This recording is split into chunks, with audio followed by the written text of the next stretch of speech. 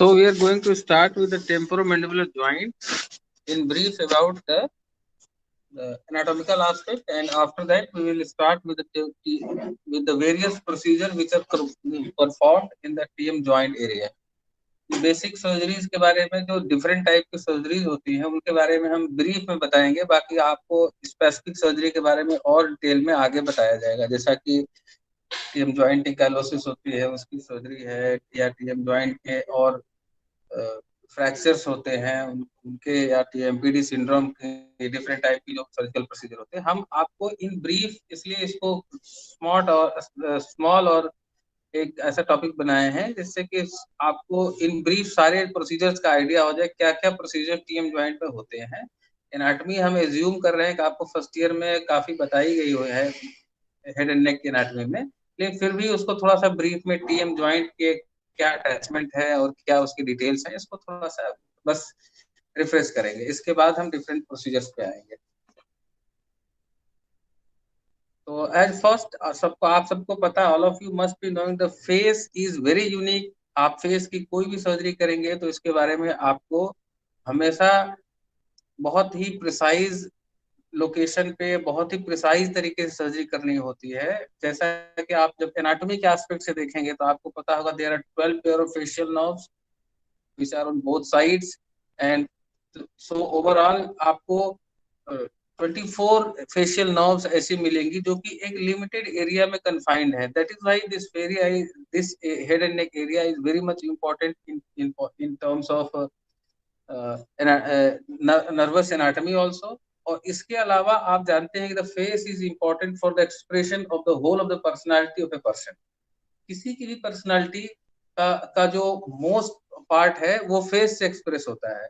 और फेस पे इसलिए कभी भी आपको कोई सर्जरी प्लान करनी है तो ये सारे एस्पेक्ट को, not only the anatomical aspect but you have to take care of the aesthetic also, उसकी सुंदरता का भी ध्यान रखना है। You have to take care of the function also, उसके जो फंक्शंस हैं क्योंकि बहुत ही लिमिटेड एरिया में बहुत ही डाइवर्स फंक्शन आपको मिलेंगे जो कि यूनिक है फेस के लिए। All of you must be knowing that the most important the sense organs like eye, nose, tongue, these are concentrated in the facial area along with the aesthetics। Skin तो है ही है जो कि आप touch and feel के लिए है, लेकिन स्टैटिक्स जो है ये सबसे ज्यादा इंपॉर्टेंट है क्योंकि overall the static is going to affect the whole personality of the person. So the face has several unique properties that dictates the choice of treatment. Whatever treatment you are planning in the face, so the unique properties of the face always dominates to a treatment। जो भी आप treatment करने जा रहे हैं तो जो उसकी फीचर्स हैं उसको आपको ध्यान में रखना है और उसी के हिसाब से आपको ट्रीटमेंट प्लान करने होते हैं। अगर आप कोई सर्जरी करने जा रहे हैं फेस में, आपको अप्रोच लेनी है, बोन की अप्रोच लेनी है या कोई साइनस की अप्रोच लेनी है या कोई पर्टिकुलर आप कोई इंट्राओरल प्रोसीजर ही कर रहे हैं, तो आपको ये बहुत ध्यान रखना पड़ता है कि आपको जितना मिनिमम हो सके उतना स्कारिंग करनी है, जितना मिनिमम हो सके उतना आपको वहां पे इंटरवेंशन करने हैं।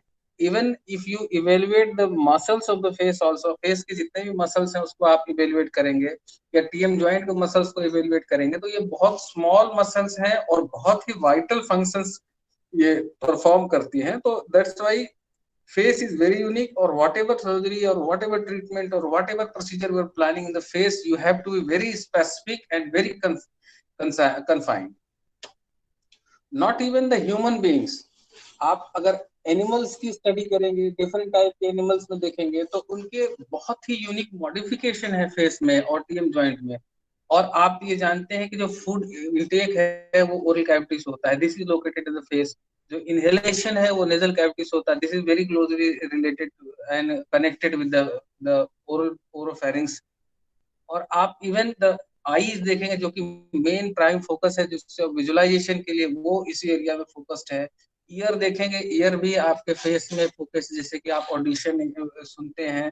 तो ओवरऑल जितने भी मॉडिफिकेशन हो सकते हैं फेस में लोग इसको परफॉर्म करते हैं, not even the human beings but the animals also, to make their personality and to express their personality. तो इसलिए आपको हमेशा ध्यान रखना है कि you are not treating only the face और टीएम जॉइंट और the along with that you are treating the personality of a person. आप जो ट्रीटमेंट कर रहे हैं उससे उसकी पर्सनालिटी को भी इन्फ्लुएंस करने जा रहे हैं आप।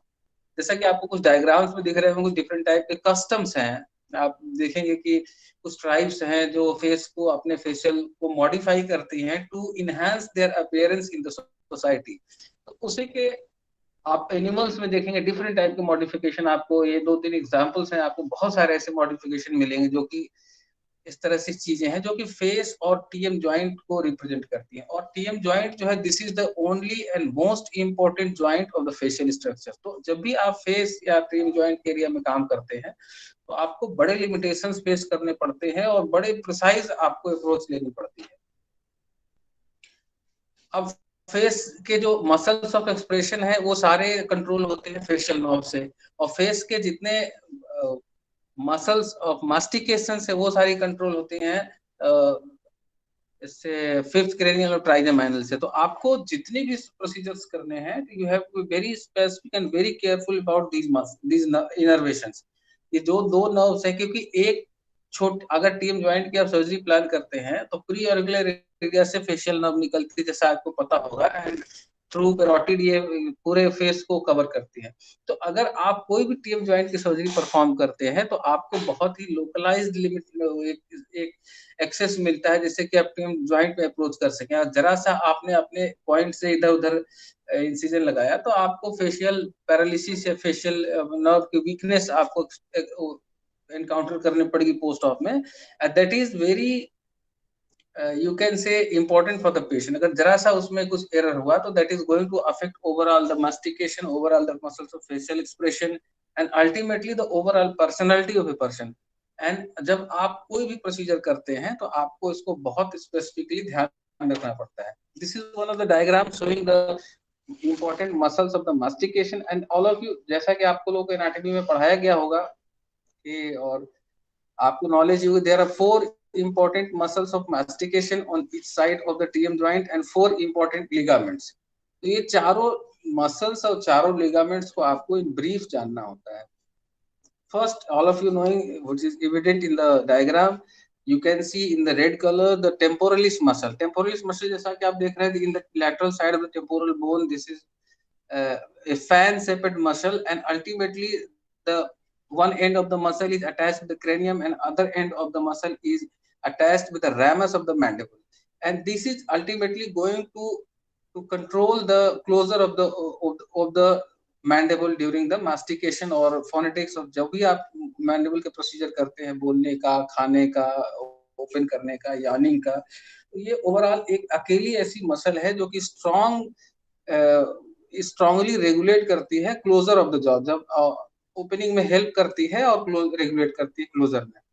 The second is the masseter muscle which is seen in the diagram। You can see जो masseter muscle है ये आपको ramus of the mandible से अटैच होती है नीचे, और ऊपर आपको देखेंगे तो जाइगोमेटिक बोन का जो जाइगोमेटिक आर्च का जो लोअर पार्ट है, बॉडी ऑफ द जाइगोमा से लेकर के आर्च तक, ये ओवरऑल अटैच होती है। तो ये भी एक ऐसी मसल है which is very much important in the closure of the jaw. तो ये जब ये कंस्ट्रिक्ट करती हैं in combination with the other muscles, तो ये दोनों मसल्स ओवरऑल क्लोजर में हेल्प करती हैं।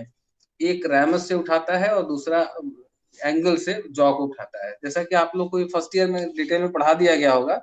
These two muscle are important. Third muscle you can see in diagram the lateral pterygoid muscle which is originated at the neck of the condyle। lateral pterygoid का diagram आप जैसा आपको इसमें दिख रहा होगा डायग्राम में कि neck of the condyle से एक रेड कलर की मसल है एंड जो हॉरिजॉन्टली आगे की तरफ जा रही है। This is ultimately attached with the pterygoid process of the maxilla। तो pterygoid प्रोसेस, तो this is also very much important for the opening of the jaw. और उसके ठीक पीछे आप देखेंगे इस डायग्राम में बहुत क्लियर आपको दिख रहा है, there the mandible has got head of the condyle. जैसा कि आप जानते हैं कि mandible has got the 2 processes, important processes, 2 surfaces and 4 borders. तो आप जैसे इंफीरियर बॉर्डर है, सुपीरियर बॉर्डर रैमस के इंफीरियर बॉर्डर है, सुपीरियर बॉर्डर है, पोस्टीरियर बॉर्डर है, एंटीरियर बॉर्डर है। तो जो सुपीरियर बॉर्डर है उसमें 2 मॉडिफिकेशन है, one is coronoid process and other is condyloid process. The posterior condyloid process is main joint for the main component for the formation of the anatomical aspect of the TM joint. जैसा कि आप लोगों को पता है कि TM joint जो दोनों तरफ के ज्वाइंट हैं वो एक दूसरे को कॉम्प्लीमेंट करते हैं और एक दूसरे के कॉम्बिनेशन में काम करते हैं। ऐसा पॉसिबल नहीं है कि एक ज्वाइंट आपको ओपनिंग कर रहा हो, दूसरा उसको क्लोजर करने लगे। दोनों एक साइमल्टेनियस कॉम्बिनेशन में काम करते हैं, एक वेल कोऑर्डिनेटेड मैकेनिज्म के थ्रू। तो ये दोनों एक ही ज्वाइंट के, एक ही तरीके से आप कह सकते हैं दो अलग अलग ज्वाइंट है, लेकिन इनका जो मैकेनिज्म एक्शन है, जो कंट्रोल है, वो पूरा एक सिंगल है। तो उसी और दोनों तरफ एक ही सिमिलर एनाटॉमी है, जस्ट मिरर इमेज एक दूसरे की। तो आप देखें यहाँ लेटरल टेरिगॉइड है और एक नेक्स्ट डायग्राम में आपको मीडियल टेरिगॉइड भी दिखेगा। लेकिन जो इंपॉर्टेंट आप एस्पेक्ट देखेंगे टीएम ज्वाइंट का, उसमें the condylar head is the main anatomical aspect, जो कि इंफीरियर एस्पेक्ट बनाता है टीएम ज्वाइंट का। और ऊपर जो है वो ग्लेनोइड फोसा है, जो which is part of the cranial bone. Glenoid fossa जो है वो एक एक सॉकेट का काम करती है, और जो कंडाइलर हेड है एक बॉल का काम करता है। In between these two structures there is a thin layer of fibrocartilaginous structure which is called as disc, TMJ disc इसको कहते हैं, या TMJ कैप्सूल भी कहते हैं इसको।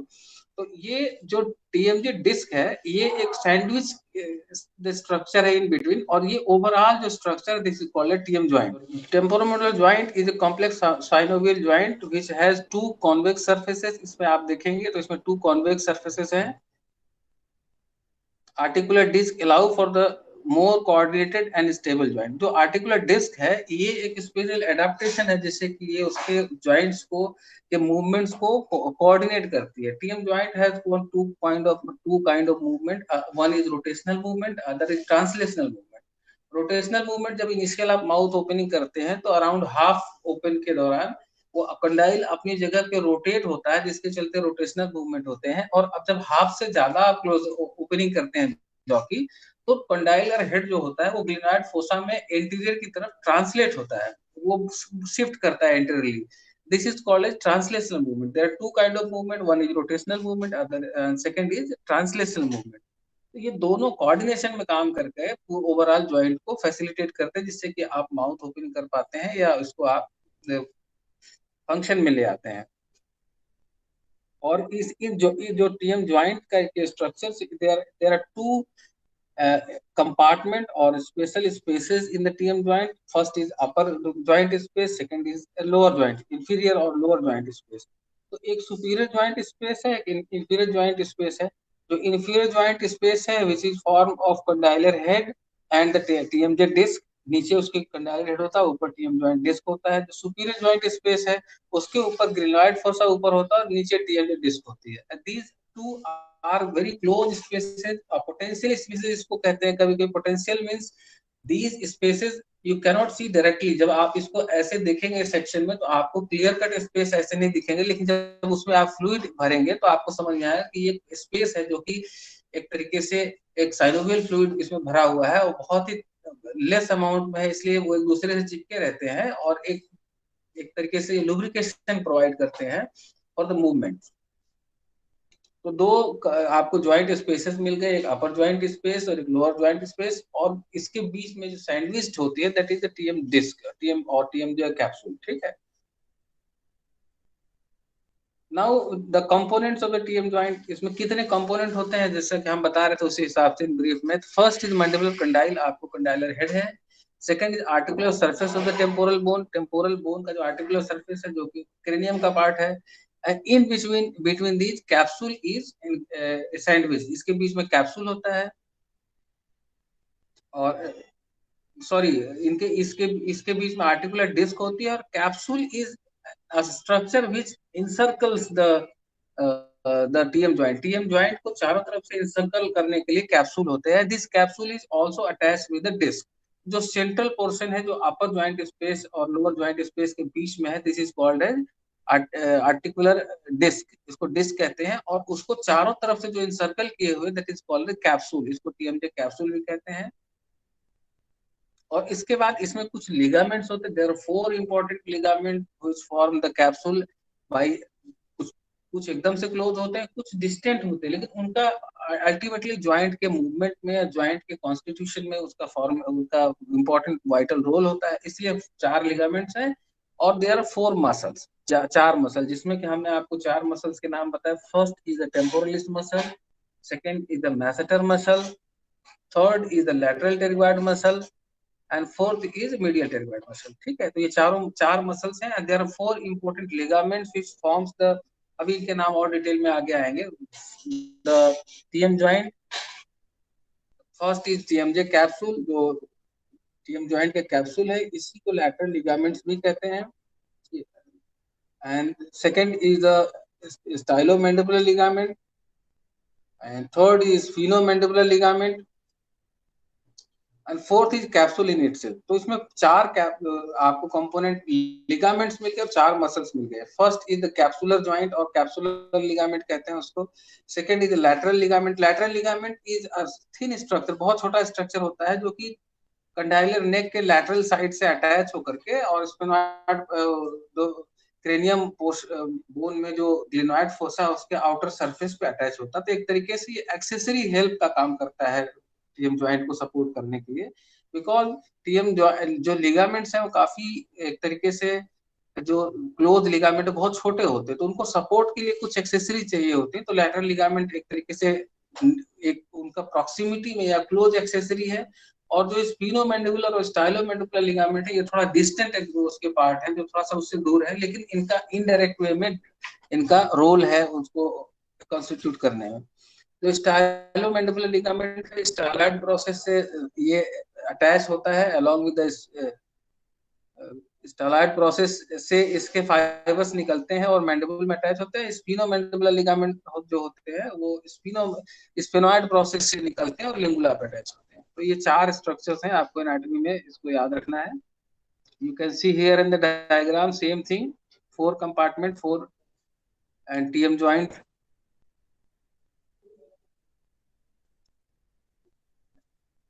Structures, condylar head, डिस्क, और आप जो कंडाइलर हेड है उसके ठीक पीछे देखेंगे तो एक ईयर कैनाल है, इसको एक्सटर्नल एकॉस्टिक मेटस भी कहते हैं।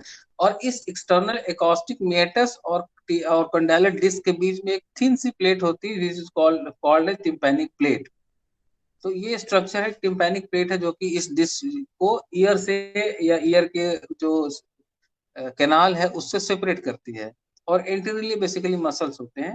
Now the inferior compartment. अब इंफीरियर कंपार्टमेंट बारे में ब्रीफ देख लेते हैं। अभी आपको और भी डिटेल में पढ़ाए जाते हैं, लेकिन इतना जितना आपको बताया हमने अभी थर्ड ईयर के लेवल पे आपको इतना पता होना चाहिए कि 4 मसल्स हैं, 4 लिगामेंट्स हैं, और टीएम ज्वाइंट में जो टीएम जो कैप्सूल है, दिस कैप्सूल में has got inferior compartment, superior compartment, और 2 कंपार्टमेंट है जो कि सैंडविच करते हैं इस कैप्सूल को।